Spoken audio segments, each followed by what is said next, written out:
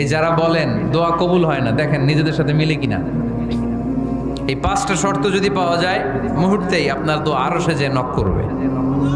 1 number শর্ত আকলুল হালাল, হালাল খাওয়া।